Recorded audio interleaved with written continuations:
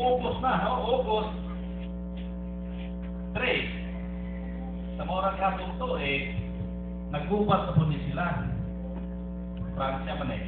So, Pransya o Germany, naggubat na po. So, buha tayo niyang katabang. Russia, Pransya, katabang na Germany.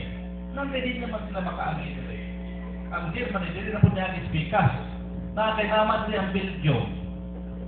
Yagian man sa mga sundalong Alemanya, ang Belgium, nakupa ang inuta sa Belgium. Muto inundan na suko dahil ang Belgium. Mga nikiha dahil siya dito sa ilahan, yung kanang tumatabang niya na mo ang England. No? Dito ni siya sumong sa England. O Inglaterra, mo ba na siya? Pero, England, nilaban sa Belgium.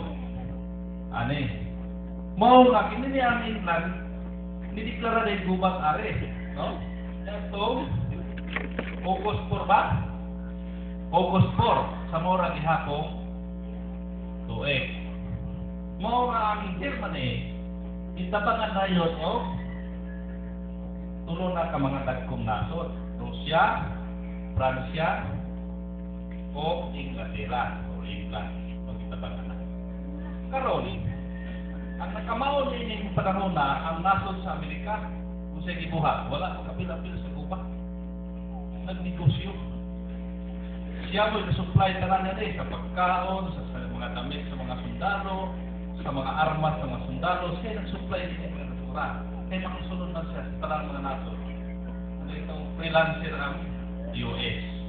Ni dato ang Amerika. Kunya, usa ka gayon, kini Inglaterra, dagko makayon yung mga barko, niulam dayon ang Amerikano, o barko ni Inglaterra, tawag dayon itong barkuha o Lusitania.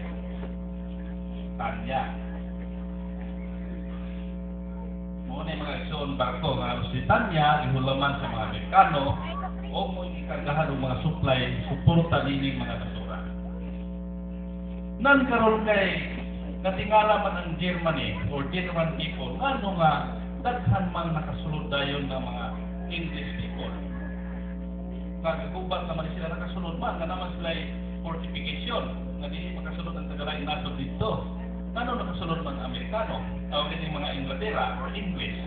Tungod niya itong barko ng Lusitania, nagibutangan mo ni flag sa Amerika, flag sa US, o nga nakasunod dayon yung barkuha. Nisakay na ng mga sundalo po sa mga sa English or sa Inglaterra, o nga nakapabot din sila sa Germany. O nga nakita sa kini sila, nihulang po yung flag sa Amerika. O nihulang sila yung flag. Mo nisakay na sila mga sundalo, aron makaabot sila din sa Germany. Nasuko dayon ang mga Aleman dito sa US. Mao nga gipumbahan din ang Lusitania niadtong Mayo City sa tuig sa 15, no? 1915. Dito gipumbahan ang Lusitania. Unta ang kasabutan niini sa Amerikano ang Germany na pumbahan ang barko, dili iapit ang mga tripulante. Pero wala mutuman ang mga Alemanya or Aleman, iapil o bumba ang barko aban ang mga tripulante. Dito dahil nasuko ang mga Amerikano. Kung sa inyo tarong mga iksoon, nagdiklara rin o gubat ang US batok sa Germany. Sa tuig sa 17 naman ito, no? Sa April